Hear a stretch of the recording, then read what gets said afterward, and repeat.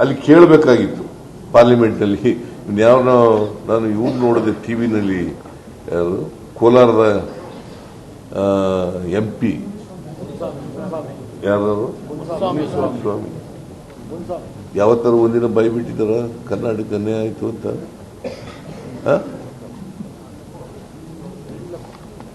ಯಾವತ್ತಾರು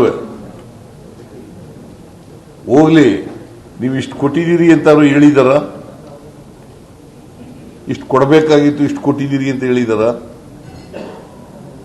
5 ವರ್ಷದಲ್ಲಿ ಒಂದಿನ ಪಾರ್ಲಿಮೆಂಟ್ ನಲ್ಲಿ ಮಾತಾಡಿದಾರ?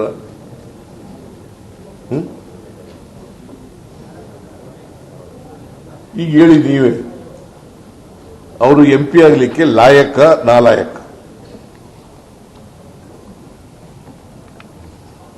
ಇವರು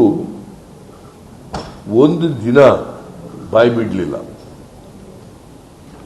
ಒಂದು ರೀತಿ ಕೇಂದ್ರ ಸರ್ಕಾರದಿಂದ ನ್ಯಾಯಯುತವಾಗಿ ಬರಬೇಕಾದ್ರೆ ಕೇಳಕ್ಕೂ ಇವ್ರಿಗೆ ಆಗ್ಲಿಲ್ಲ ಅಂತಂದ್ರೆ ವಾಟ್ ಇಟ್ ಇಂಡಿಕೇಟ್ಸ್?